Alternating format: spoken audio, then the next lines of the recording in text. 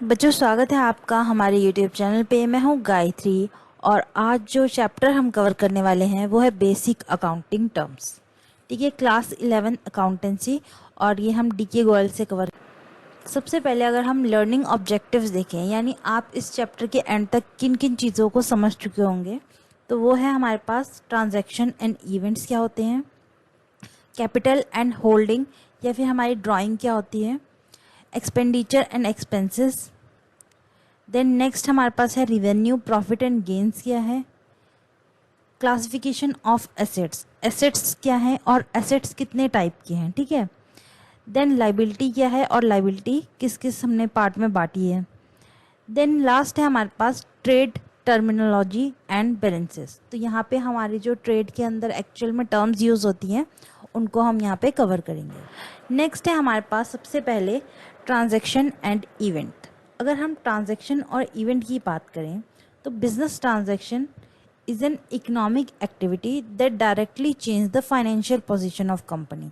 तो यहाँ पे कंपनी की जो फाइनेंशियल पोजीशन है वो क्या हो जाती है, यहाँ पे चेंज हो जाती है। कैसे चेंज हो जाती है? जैसे ही हम किसी भी गुड को परचेज करते हैं या किसी गुड को सेल करते हैं तो या तो पैसा आता है या फिर पैसा जाता है।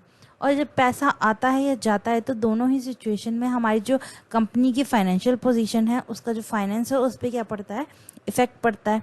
इसी को हम क्या कहते हैं, बिजनेस ट्रांजैक्शन। ठीक है, और हम कौन सी ट्रांजैक्शन को इंक्लूड करते हैं, जो भी हम मॉनेटरी टर्म में मेजर कर सकते हैं। नेक्स्ट है हमारे पास event, the ultimate financial consequence और outcome resulting from a transaction. तो जो भी ट्रांजैक्शन से हमारे को निकल के आ रहा है आउटकम, उसको हम क्या कहते हैं, event. Example, remaining closing stock. तो क्लोजिंग स्टॉक क्या हो गया, हमारा एक इवेंट हो गया क्योंकि वो लास्ट में एकदम कैलकुलेट होता है। देन फाइनल प्रॉफिट, ये भी क्या हो गया, हमारा एक इवेंट हो गया। ये हम कैलकुलेट करते हैं, सारी बिजनेस ट्रांजैक्शन हुई उसके बाद हम कैलकुलेट करते हैं इस इवेंट को। नेक्स्ट है हमारे पास account, a structured tabular record open under a specific head to track financial transaction related to a particular person, asset or expense। तो अकाउंट क्या होता है, यहाँ पे आप किसी पर्टिकुलर पर्सन या फिर एसेट या फिर किसी एक्सपेंस का क्या करते हैं, टेबुलर फॉर्म में रिकॉर्ड करते हैं। ठीक है, एक टेबल बनाया जाता है, उसके अंदर आपकी रिकॉर्डिंग होती है, किसी भी एक पर्सन से रिलेटेड होगी, आपने उसको कितना सामान भेजा, कितना सामान उससे ख़रीदा, या फिर आपका कितना पेंडिंग है। ठीक है, इन सब चीज़ों की रिकॉर्डिंग होती है, वेदर वो एक पर्सन की हो रिकॉर्डिंग या फिर किसी असेट की हो या फिर किसी एक्सपेंस की हो। नेक्स्ट है हमारे पास कैपिटल एंड होल्डिंग्स। कैपिटल और होल्डिंग की अगर हम बात करें तो यहाँ पे हमारे पास कैपिटल क्या होती है, द इनिशियल इन्वेस्टमेंट और amount bought into the firm by its owner. तो जो ओनर पैसे लगाता है, इनिशियल इन्वेस्टमेंट करता है, उसको क्या कहते हैं, हम कैपिटल कहते हैं। Which acts as a liability for the business under the separate entity concept. तो क्योंकि हमने मान के चले थे कि जो बिजनेस है वो अलग है और जो ह्यूमन है, जो ओनर है वो अलग है, इसलिए यहाँ पे जो ओनर है उसकी इन्वेस्टमेंट कहलाती है और जो हमारा बिजनेस है सेपरेट एंटिटी है, इसलिए उसकी क्या कहलाती है, कैपिटल कहलाती है। ठीक है, ओनर ने अपनी इन्वेस्टमेंट की और बिजनेस की क्या रेज हो गई, कैपिटल रेज हो गई। नेक्स्ट है हमारे पास drawings, any amount of money, cash और value of goods withdrawn from the business by the proprietor for personal use, non business use, वो क्या होता है, हमारी ड्राइंग्स। अगर ऑनर ने, प्रोप्राइटर ने किसी भी तरह की सामान को निकाला है, पैसे को निकाला है, ठीक है, या फिर किसी चीज़ को यूज़ किया है पर्सनल यूज़ के लिए, बिजनेस यूज़ के लिए उसको यूज़ नहीं किया गया, अपने पर्सनल काम के लिए यूज़ किया है, तो वो क्या हो गई, हमारी ड्राइंग में हम काउंट करते हैं। नेक्स्ट है एक्सपेंडिचर वर्सेस एक्सपेंस। तो एक्सपेंडिचर की अगर हम बात करें, एनी पेमेंट मेड और liability incurred to acquire assets, goods और सर्विस।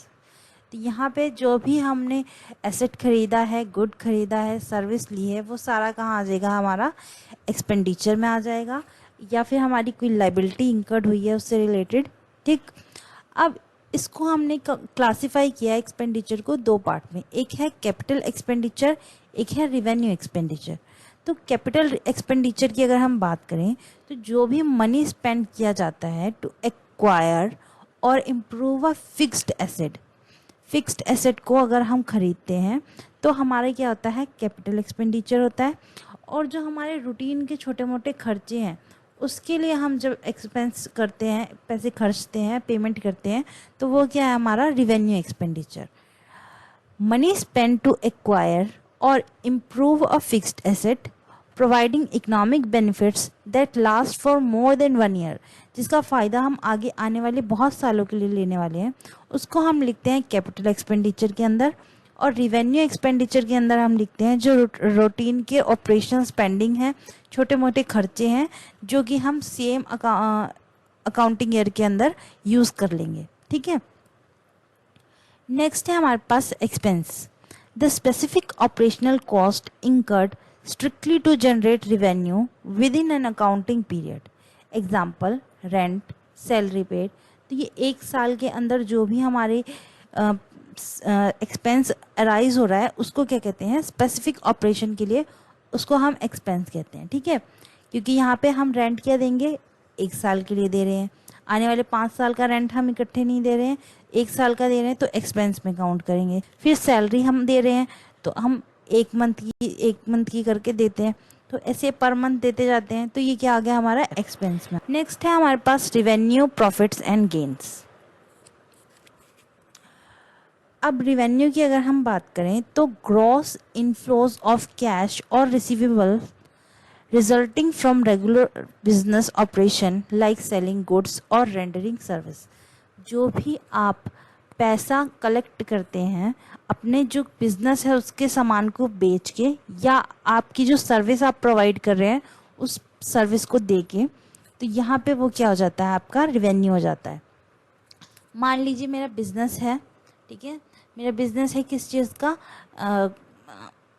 इलेक्ट्रॉनिक्स का। ठीक है, इलेक्ट्रॉनिक्स का एग्जांपल लेते हैं, टीवी भी बेचती हूँ और फ्रिज बेचती हूँ, वॉशिंग मशीन बेचती हूँ। तो यहाँ पे उससे जो पैसा मेरे पास आएगा वो क्या हो गया, मेरा रिवेन्यू हो गया। पर लेकिन अगर मैं कोई ऐसी चीज़ बेच दूँ, मान लीजिए मेरा फर्नीचर पड़ा हुआ था, मैंने फर्नीचर बेच दिया, तो मेरा बिजनेस किस चीज़ का है, इलेक्ट्रॉनिक्स का है, और बेच मैं रही हूँ फर्नीचर, तो वो मेरा बिजनेस ऑपरेशन में नहीं आएगा, वो मेरा रिवेन्यू नहीं है। ठीक है, नेक्स्ट हो गया हमारे पास income, the net profit realized over a given period mathematically calculated as income is equals to revenue minus expenses। तो हमारी जो इनकम है वो हम कैसे कैलकुलेट करते हैं, हमारे रिवेन्यू में से हमारे एक्सपेंसेस को लेस करके हमारी इनकम आ जाती है। ठीक है, नेक्स्ट है हमारे पास profit, the excess of total operational revenues over total business expenses during an accounting year. तो जितना भी आपका टोटल रिवेन्यू जनरेट हुआ है ऑपरेशन करके, यानी आपका जितना भी इलेक्ट्रॉनिक्स का सामान आपने बेचा है उससे जो आपका रिवेन्यू जनरेट हुआ है, माइनस टोटल बिजनेस के एक्सपेंसेस, जितना भी खर्चा आपका आया है उसको बेचने के लिए, चाहे वो गोडाउन की कॉस्ट है, चाहे वो आपके एम्प्लॉयज़ की सैलरी है, सब आप जब उसमें से निकाल देंगे तो आपका क्या आ जाएगा, प्रॉफिट आ जाएगा। नेक्स्ट है हमारे पास gain, a non-operating irregular monetary profit arise from incidental event like selling a fixed asset or winning a legal lawsuit।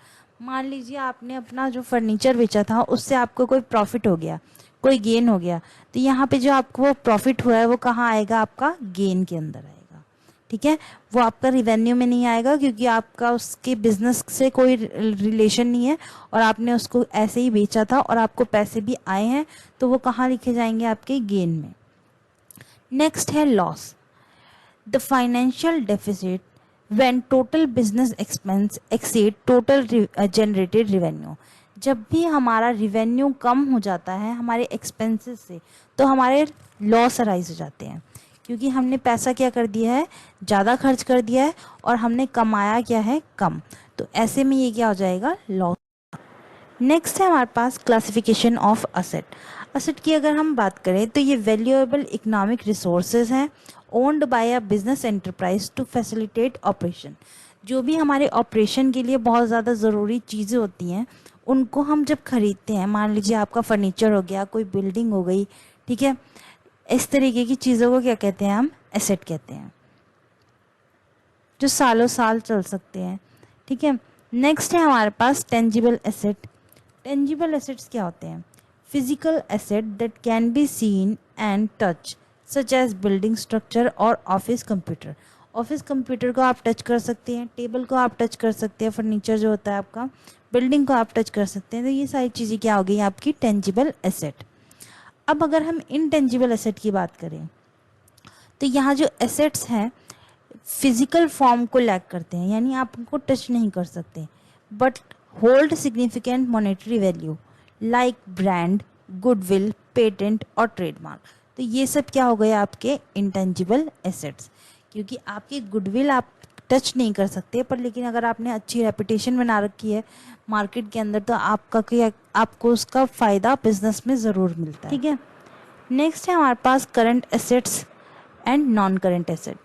अगर हम करंट एसेट की बात करें, highly liquid asset intended to be converted into cash और consumed within 12 month.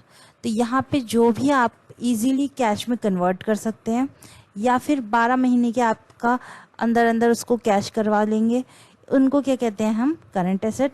और non current asset कौन से होते हैं? जो लॉन्ग टर्म एसेट होते हैं, यानी उनको आप इजीली बेच नहीं सकते, ठीक है, उसको बेचने के लिए थोड़ा समय चाहिए होता है। अगर हम एग्जांपल देखें करंट एसेट के, तो यहाँ पे कैश, इन्वेंट्री और डेटर्स क्या है हमारे करंट एसेट, क्योंकि यहाँ से हमारे को पैसे जल्दी मिल सकते हैं। पर अगर हम फिक्स्ड एसेट की बात करें तो क्या है, लैंड, मशीनरी, बिल्डिंग, ये सारी चीज़ें क्या हो गई हमारी फिक्स्ड एसेट, ठीक है।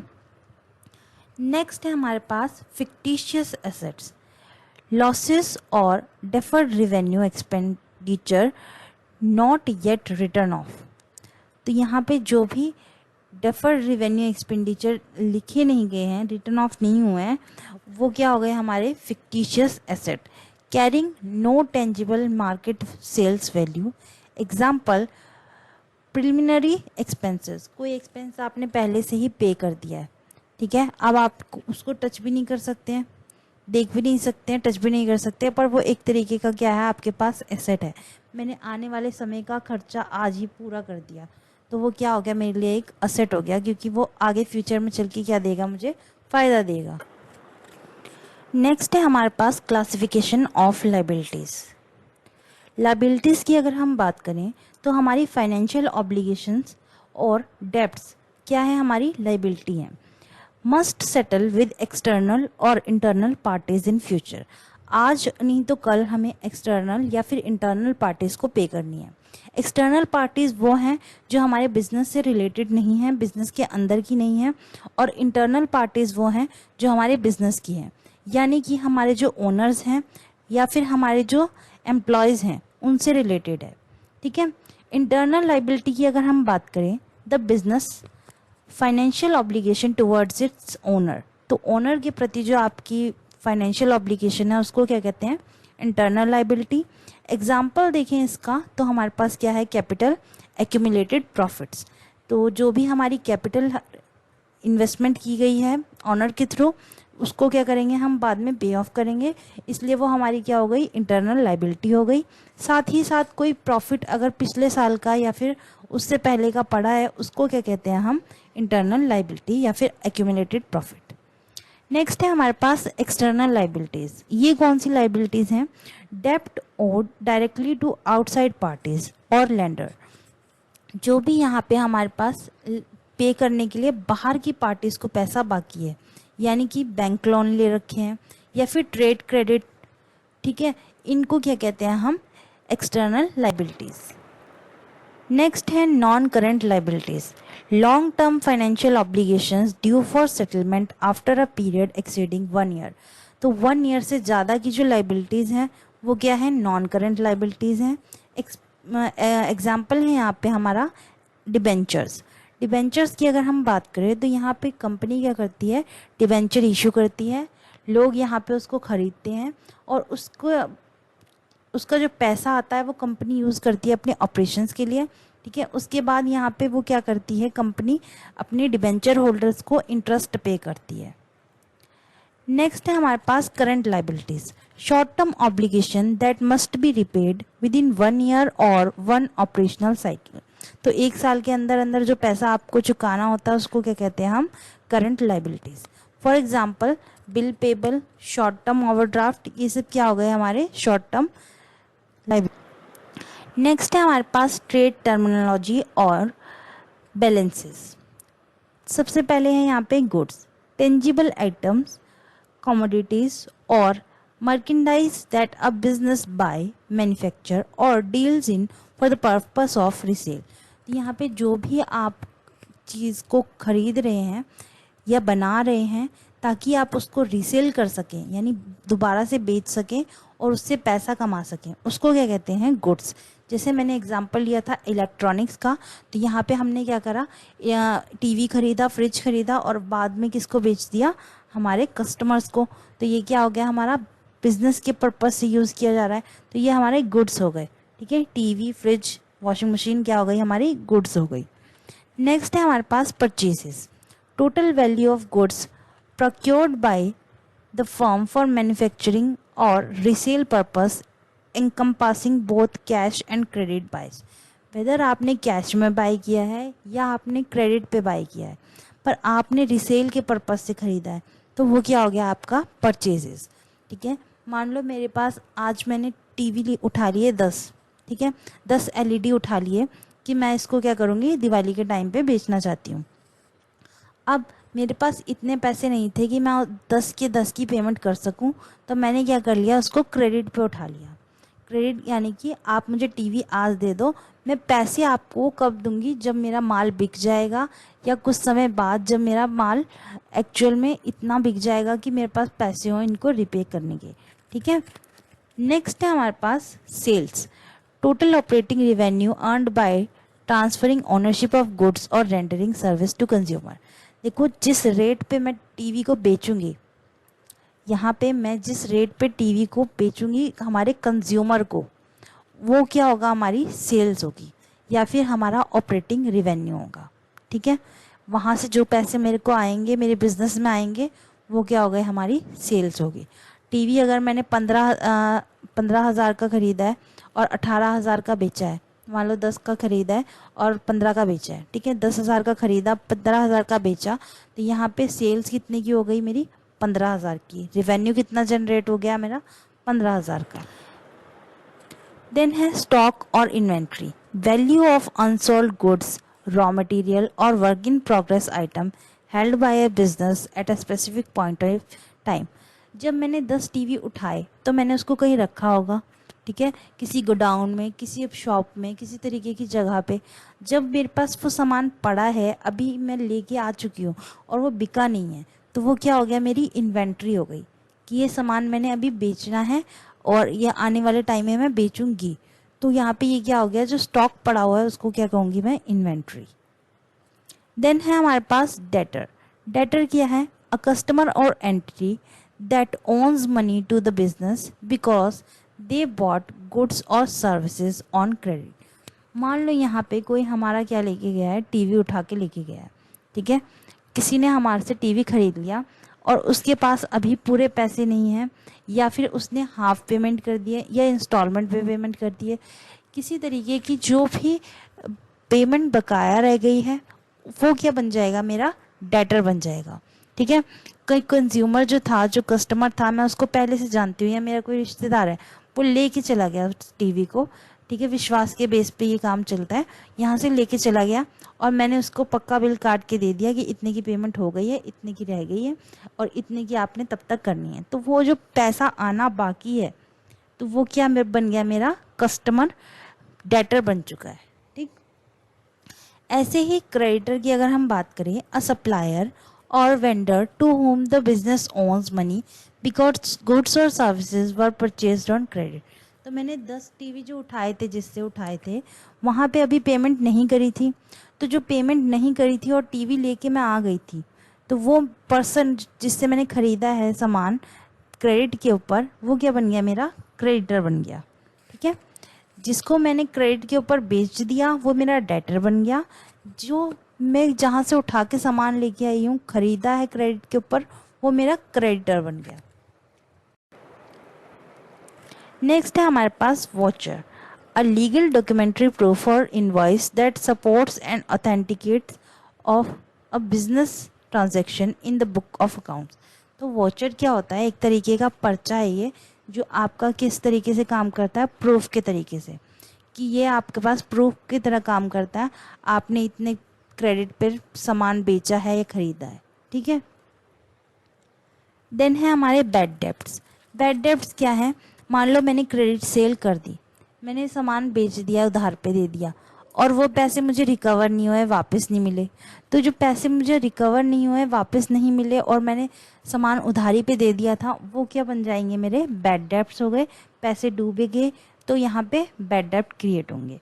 The specific portion of credit sales और debtor balances that has become completely irrecoverable and is written off as a business loss। जो irrecoverable अमाउंट होती है उसको हम क्या करते हैं, बैड डेब्ट में लिखते हैं। ठीक, ये हमारे बिजनेस का एक तरीका है। तो ये था हमारा पूरा चैप्टर बेसिक अकाउंटिंग टर्म्स का। आई होप आपको समझ आया होगा, और अगर आपको समझ आया है तो लेक्चर को लाइक ज़रूर कीजिएगा और अपने जो टॉपिक्स आप एक्चुअल में कवर करना चाहते हैं उनको कमेंट करिए, और इस लेक्चर को शेयर करिए अपने फ्रेंड्स के साथ, और चैनल को ज़रूर सब्सक्राइब करिए अगर आपको समझ आया है। Thank you.